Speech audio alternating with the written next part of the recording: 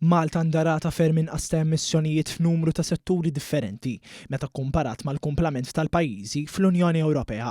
Dan ħareġ fl-ewwel aġġornament lil mida mill-Awtorità għall-Azzjoni Klimatika is-CAA meta ġew ippreżentati statistiċi differenti dwar l-emissjonijiet f'Malta. Il-kap eżekuttiv ta' din l-istess awtorità Abigail Kutajjar saħqet kif għal kull ewro ġenerata fl-ekonomija Maltija l-emissjonijiet qed jibqgħu jonqsu. Ġie spjegat kif 11% tal-emissjonijiet fil-klima ġejjin mill-elettriku, 2% ġejjin mis-settur tal-agrikoltura filwaqt li 1% biss ġejjin mill-manifattura. Dawn in-numri kontrastaw ħafna ma' dawk irreġistrati mill-Unjoni Ewropea b'16%, 14% u 21% fl-istess setturi rispettivament.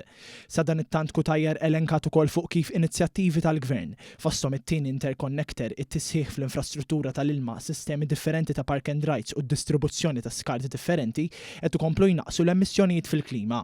Mal-mikrofonu ta' One News, Kutajjar tkellmet ukoll fuq l-impatt li tista' tħalli l-kriżi ġeopolitika fuq l-emissjonijiet Maltin. Ma nistgħux inħarsu b'mod isolated. Malta hija parti minn effetti globali, ġifri dak kollu li qed jiġri fuq livell internazzjonali qed jaffettwa wkoll il-Malta.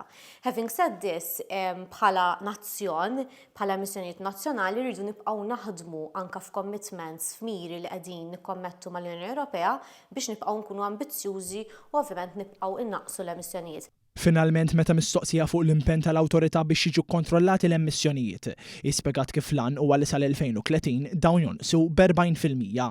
Dis-sena ħankunu qed naħdmu kif is-settur pubbliku jista' jkun aktar effiċjenti wkoll fl-operat tiegħu, ħankunu qegħdin noħorġu xi affarijiet fix-xhur li ġejjin, filwaqt li ħankunu qed naħdmu mas-settur privat għaliex nemmnu li min qiegħed jiġi qed ikun kommess li ikun hemm ċertu elementi u ċertu skemi li jkunu ta' benefiċċju biex ovvjament nkunu aktar effiċjenti għandna nikkemmjaw.